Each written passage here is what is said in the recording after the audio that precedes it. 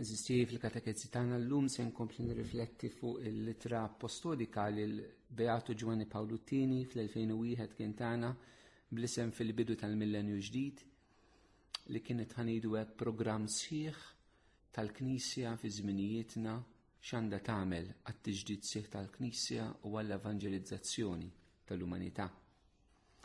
Illum ħan nirrifletti fuq paragrafu 32, nibdew minn hemmhekk u naraw kif inkomplu. Infakkarkom li rajna illi l-Papa kien qed jipproponilna li nibdew il-kol mill-ġdid minn Kristu, illi għat-tiġdid tal-Knisja rridu nibdew minn Ġesu, mhux minn nfusna, mhux mill-istrutturi tagħna, mhux mill-programmi, imma minn Kristu. Imbagħad rajna kif lan tal-pjanit pastorali tagħna tal-evanġelizzazzjoni kollha hija l-qdusija biex in-nies isiru qaddisin. U llum se naraw sejidinna il-Papa propju f'dan il-kuntest tal-sejħa l-qdusija fuq it-talb. Ħanaqra dak li kiteb il-Beatu Giovanni Paoluttini. Dan it-taħriġ fil-qdusija jitlob ħajja nisranija li fiha tispikka fuq kollox l-arti tat-talb. Imma l-koll nafu li t-talb mhux xi ħaġa awtomatika. Jeħtieġ nitalmu nitolbu. Bħalli kieku qegħdin nitalmu din l-arti b'mod dejjem ġdid minn fom li mallem divin innifsu. Bħall-ewwel dixxipli, mulej għallimna nitolbu. It-talb wassanna l dik it-taħdita tagħna ma' Kristu li tagħmilna l-ħbieb tiegħu tal-qalb. Ibqgħu fija u jiena nibqa' fikum. Din il-qalb tal-ħajja nisranija u l-kundizzjoni ta' kull ħajja pastorali vera. Mejnim mill-Ispirtu Santu aħna ninfetħu fi Kristu bi Kristu għal kontemplazzjoni ta' wiċċ il-missier. Meta nitalmu din is-sura trinitarja tat-talb nisrani u ngħixuha bis-sħiħ l-aktar fil-liturġija li hija l-quċċata u l-għajn tal-ħajja tal-Knisja, imma wkoll fl-esperjenza personali tagħna inkunu sibna sigriet ta' ħajja nisranija vera li għall-ebda raġuni m'għandha tbeżza mill-ġejjieni għax dejjem terġa' lura l-lejjun li fihom issib dejjem ħajja ġdida. Il-Papa SSTA f'din l-ittra kull ma jgħid huwa profondi, mod partikolari meta qed jitkellem fuq it-talb. Smajna dal-paragrafu ħan ikkummenta ftit. It-taħriġ għall-qdusija jitlob ħajja nisranija li fiha tispikka fuq kollox l-arti tat-talb. Il-Papa Giovanni Paoluttini għamilha ċar. Biex insiru qaddisin u kif rajna din hija s-sejħa ta' kulħadd. Biex insiru qaddisin irridu nispikkaw. Araw il-kliem meqjus. Tispikka fuq kollox fl-arti tat-talb, 4 affarijiet. Tispikka trid jiġifieri mhux it-talb fil-ħajja tan-nisrani huwa qiegħed hemmhekk u hija ħafna nies fl-esperjenza tiegħi jidhom titolbu, irrod tistarib fil-għodu fader qabel ma norqod ngħid talba. Mhijiex ħażina, però tilludux ruħek li qed titlob. Mhijiex l-arti tat-talb dina. Ġifieri maħniex nitkellmu minn hekk, tara irrid tistalib fil-għodu li terġa' troddu malajr quddiem xi statwa fit-triq inti u s-suq u qabel ma torqod titlob 4 talbiet u inti tgħid iva jiena nitlob daqshekk. Ma ningannawx lilna infusna. Ma nitqux bina nfusna u b'daqshekk naħsbu li qegħdin nitolbu. Il-Papa jgħidilna l-ħajja tat-talb trid tispikka, irridu nispikkaw fiha, tispikka xi ġifieri. Bħal meta tħares lejn is-sema bil-lejl u tara l-kwiekeb. U mbagħad ukoll hemm kewba li tispikka, tiddi iktar mill-oħrajn.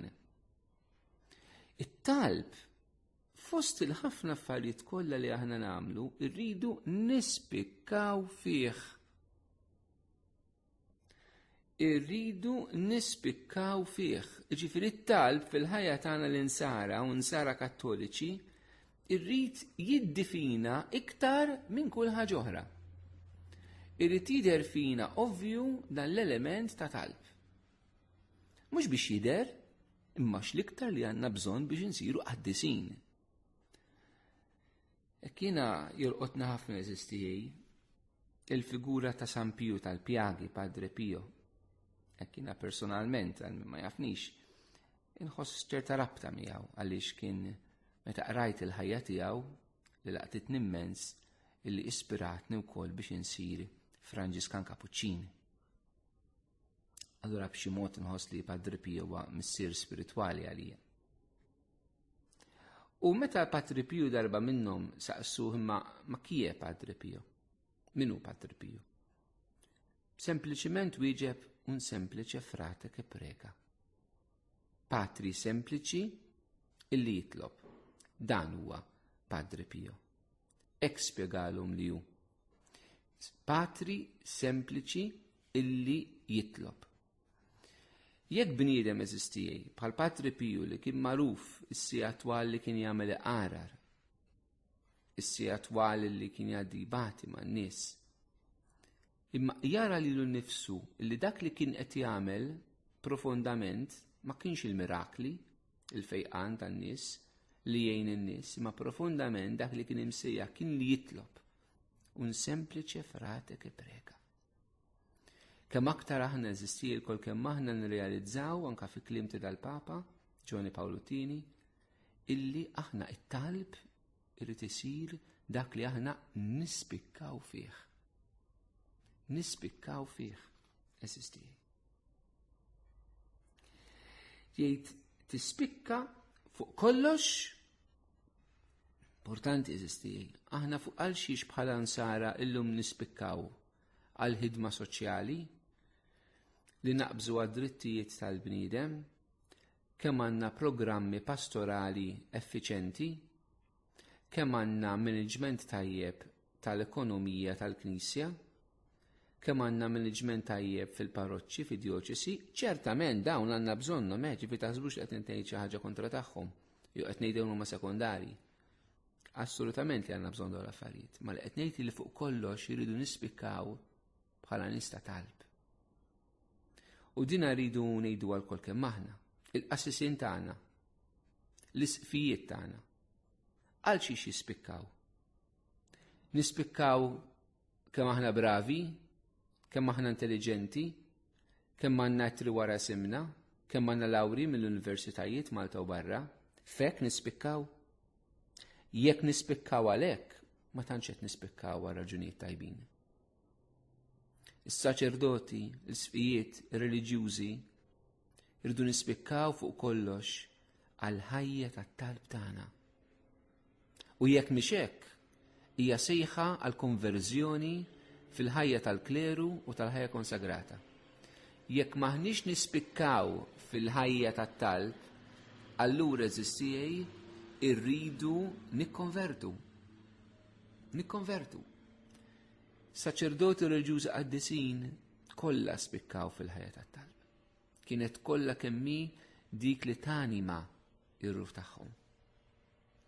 U għandna bżonn li anke fi żminijietna xi drabi jiġrilna li nqabdu f'ħafna ħidma pastorali minħabba nuqqas ta' vokazzjonijiet u minħabba li l-eżiġenzi tan-nies żdiedu, allura ħafna drabi l-konsegwenza tkun illi innaqsu t-talb. Ma nibqgħux nispikkaw fih imma f'affarijiet oħrajn. Irridu nispikkaw fit-talb. Eżistijaj.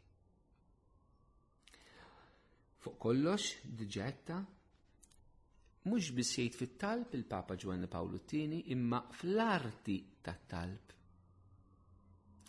Għaliex kif se naraw f'paragrafu l-qudiem, it-talb mhuwiex sempliċiment xi ħaġa li huwa ovvja illi inti taf tagħmilha. It-talb huwa arti. Arti xi ġifieri? Ħa nispjega b'dan mod. Inti tista' tkun taf timmaneġja ballun, però b'daqshekk ma jagħmlik futboler.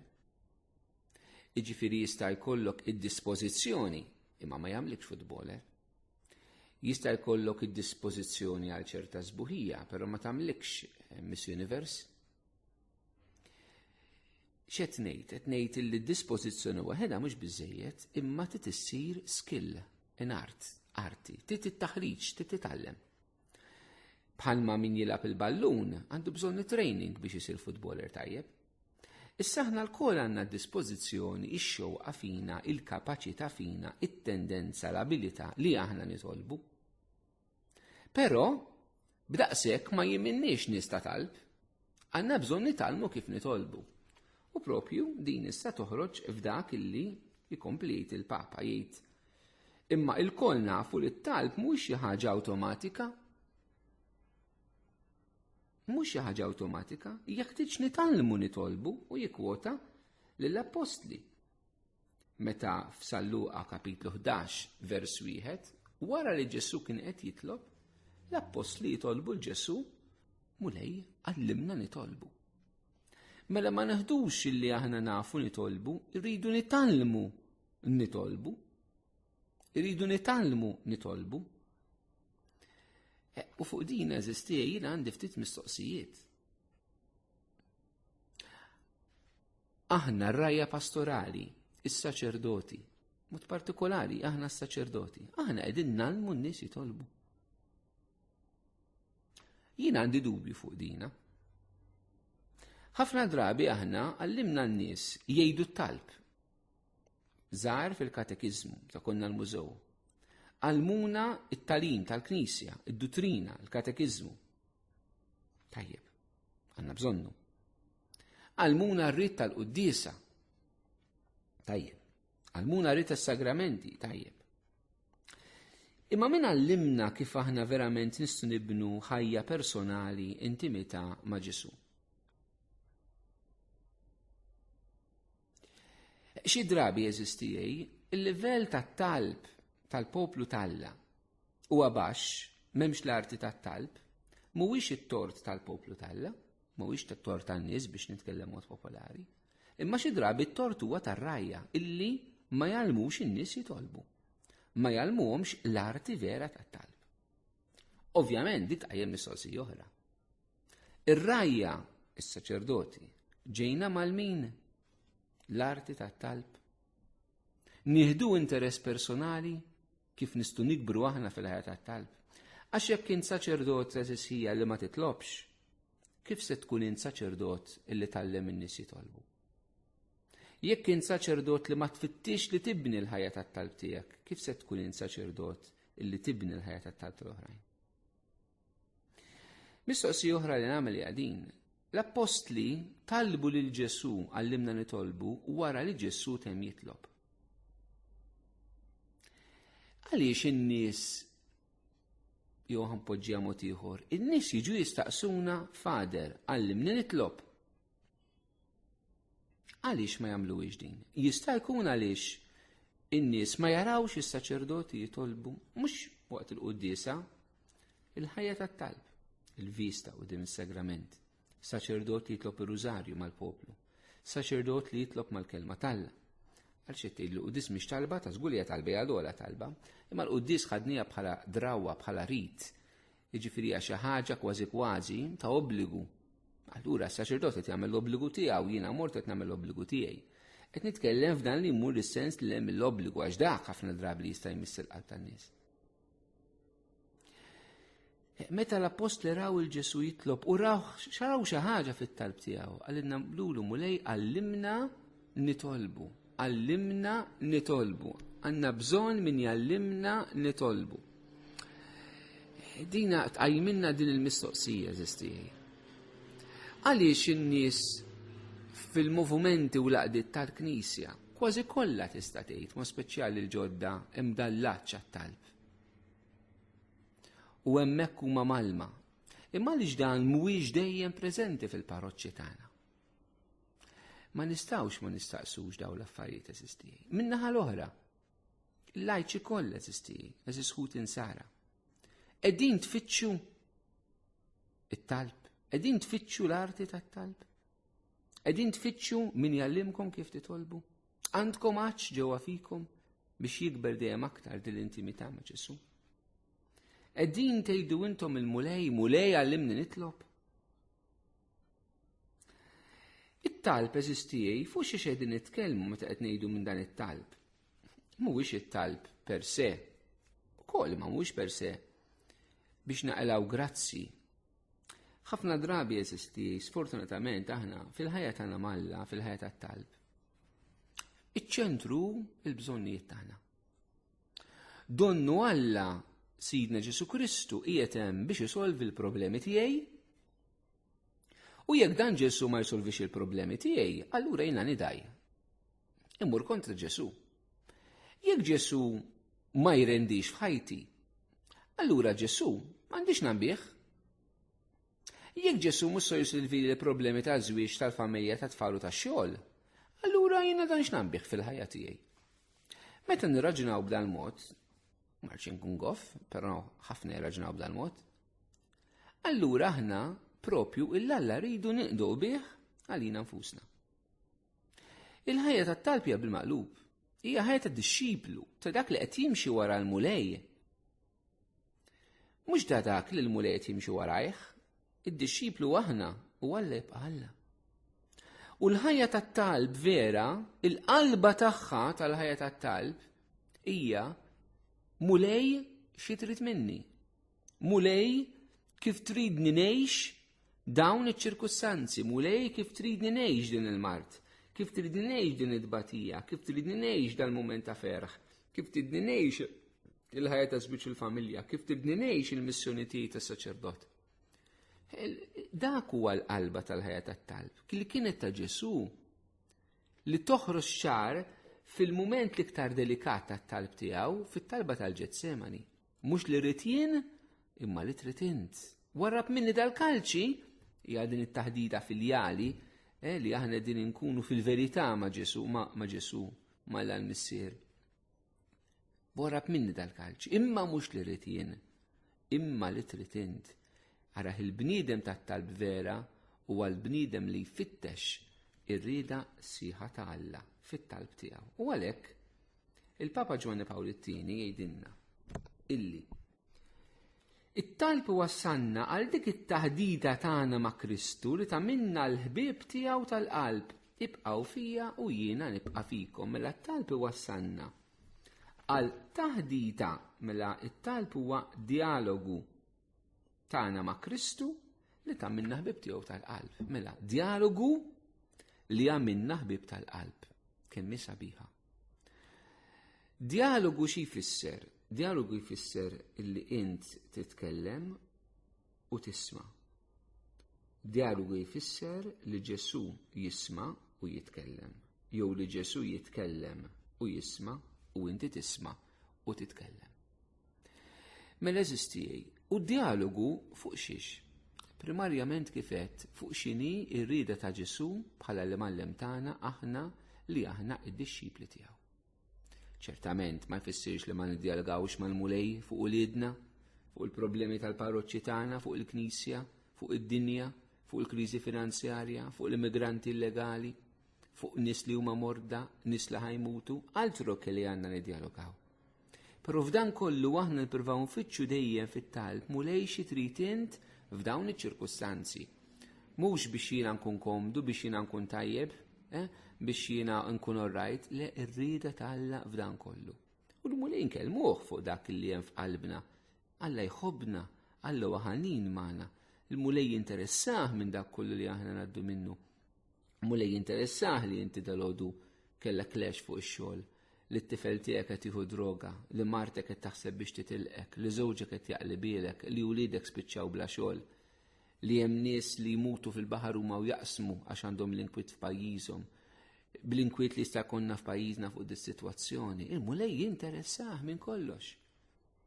Allura aħna rridu eżisti nitkellmu miegħu u nħalluh ikellimna lura. Huwa dialogu li għamilna ħbieb tal-qalb jidilna il-Papa Ġwanni Pawl it-Tieni. U l-ħbieb min huma? Il-ħbieb tiegħi huma dawk li għamlu li jiena nikmandahom, jgħidilna Ġesu. Jiġifieri l-ħbiberija mal-Alla qiegħda fl-ubbidjenza lejh. Il-ħbieb vera tal-Alla, Abram li l-Bibja tgħidilna fl-Antik Testament hu l-ħabib ta' Alla, kien dak li sema l-Alla u obda l-Alla. Il-ħbiberija mal-Alla mhux kemm impaċċbċu miegħu, imma kemm nobduh. Ġesu qalilna min iħobbni iħares kemmti. Mela aħna rridu nkunu ħbib tal-mulej, it-talb jagħmilna ħbib tal-mulej, meta aħna nfittxu r-rieda tal-Alla lina u nobdu ir-rieda tal-Alla lina. Mela raw wara t-talb, dill-arti ta' talb. Dill-arti ta' talb li tmur lil milli titgħallem kif tgħid il-kliem tat-talb. Ma dan l-ispirtu interjuri fil-qalb tiegħek illi jiftħek biex tfittex b'imħabba ir-rieda tal-Alla lik u tobdija b'imħabba akkost tas-salib, tat-tbatija, tal-mewt tiegħek innifsek. Din il-qalb tal-ħajja nisranija u l-kundizzjoni ta' kull ħajja pastorali vera. Anka hawnhekk il-Papa Giovanni Paolo II jeżisti f'sentenza ma tgħidilna ħafna. Din il-qalb tal-ħajja nisranija. Il-qalb tal-ħajja nisranija qiegħda f'din l-intimità ma' Ġesu. Maħniex insara biex ngħixu ħajja tajba ta'. Tista' tkun Buddista u tgħix ħajja tajba, tista' tkun Musulman u tgħix ħajja tajba, tista' tkun ma temmen f'xejn ateu u tgħix ħajja tajba. M'għandniex nisek. Għandna ħafnek. Għandna ħafna nies tajbin li ma jmorrux il-Knisja. Però l-iskop tal-ħajja nisranija mhux li tgħid li tkun tajjeb. L-iskop li tkun nisrani mhux li tgħix ħajja tajba. Tista' ma tkunx nisrani u tgħix ħajja tajba. Anka fil-qedem fi żmien il-filosofija Griega bħal Aristotle, pereżempju dawk minnkom forsi jafu ftit filosofija, diġà għandna sistema ta' ħsieb ta' nies illi jgħixu l-virtu, pereżempju, jgħixu ħajja tajba fis-soċjetà, ħajja morali tajba, ma tagħmelhomx insara b'daqshekk. Il-Kristjaneżmu, il-fidi tagħna ma nistgħux nirduċu għal morali, għalli ngħixu ħajja tajba ma ngħixux ħajja ħażina. Dak huwa aspett mill-ħajja nisranija, imma mhuwiex il-qalba tal-ħajja nisranija. Il-qalba tal-ħajja nisranija hija din l-intimità ma' Ġesu Kristu. It-twaħħid tagħna ma' Ġesu. L-insiru ħaġa waħda miegħu.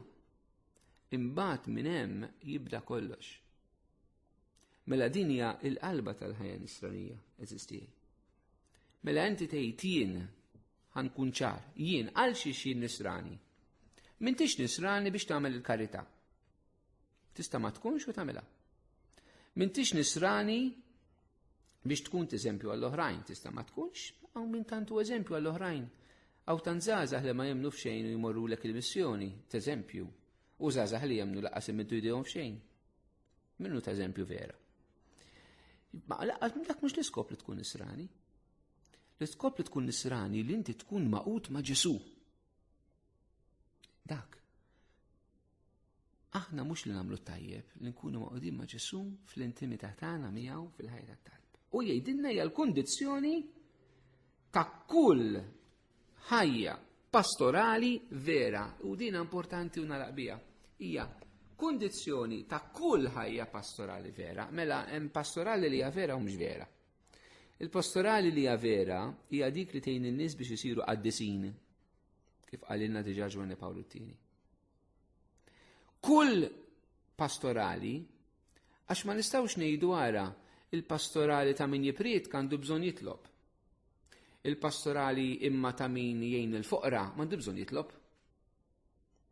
Min jagħmel il-ħidmiet soċjali m'hemmx għalfejn jkun nista' talb, żbaljati, għalkemm xi drabi tkun il-mentalità jgħidlek aħjar nagħmel karità soċjalment milli nitlob. Għax hekk qed ngħinilek li jkun l-eżistijej. Meta l-apostli fil-bidu tal-Knisja għażlu diakni nies biex jaqdu fuq l-imwejjed mela l-karità, tafux kienet il-kundizzjoni nies li mimlijin bl-Ispirtu Santu. Nies ta' Alla, nies tal-Ispirtu, nies tat-talb kellhom ikunu ma qalux u le n-nies tat-talb nħalluhom għall-predikazzjoni. U n-nies tal-karità, basta jkun jħobbu n-nies, le. Nies ta' talb. Mela jirdu naraw li kull pastorali qed taħdem ma' żgħażagħ itlob, qed taħdem mal miżewġin itlob, taħdem ma' drogati itlob, taħdem mal priġunieri itlob, taħdem mal prostituti itlob, taħdem ma' refuġjati itlob, taħdem ma' drittijiet tal-bniedem itlob, taħdem fil-qasam politiku itlob, taħdem l-isptar itlob, taħdem f'ċentri ta' reputazzjoni itlob, taħdem f'uffiċini tal-gvern itlob, taħdem f'kondizzjoni tal-Knisja fejn qed tevanġelizza b'xi mod itlob. Kull pastorali tagħna itlob. Irridu nitolbu il-koll, tallem it-tfal dottrina itlob. Ministru s-Solidarjetà ta' Tqarbin itlob, kappillan itlob, diaknu itlob, reliġjuż itlob, taħdem fir-radju itlob. Eżisti, it-talb kull pastorali għandha bżonn it-talb. U l-Papa jgħid hija kundizzjoni. Ma nistgħux eżisti inkunu evangelizzaturi, inkunu fl-appostolat jekk ma nitolbux. Hija gwaj min imur jevangelizza u ma jkunx jitlob. Aħjar jekk ma jmurx. Aħjar ikonna inqas ħaddiema fil-Knisja milli jkollna ħafna li ma jitolbux għax jagħmlu iktar ħsara mill-ġid. Iktar ħsara mill-ġid. Għax il-bida ma jitlobx ma jwassalx il Ġesu Kristu, iwassal lilu nnifsu. Iwassal l-idea tiegħu, allura l-importanti kemm jidheru, kemm hu maħbubu, kemm hu apprezzatu, kemm jidher dak li għamel, kemm għandu ismu fil-monumenti u fil-lapidi tal-knejjes u fuq il-kodba u fir-ringrazzjamenti. Dak l-importanti l-bniedem li ma jitlobx. Għax kollox idur miegħu. Aħjar konna nqas minn dawn l-affarijiet. Ma l-bniedem li jitlob kollox idur madwar Ġesu. Il-pastorali ta' saċerdota qaddisa ma kienx iddur madwarhom. Kienet iddur madwar Ġesu. Il-ninsara qaddisa ma kienx iddur madwarhom imma madwar Kristu. U ċavetta għal dan u għat-talb. Jalla sistijaj inħallu din it-ħeġġiġa tal-Beatu Ġwanni Pawluttini illi aħna msejħin biex insiru qaddisin, l-iskop li nevangelizzaw huwa li nagħmlu qaddisin u l-ewwel ħaġa li rridu nagħmlu huwa li nagħlmu in-nies jitolbu. Jalla dan ma jaqax f'widnejn torox imma jkollna inizjattivi pastorali ġodda li jmissu kif nagħlmu in-nies jitolbu. Jekk nagħmlu dan il-mulejja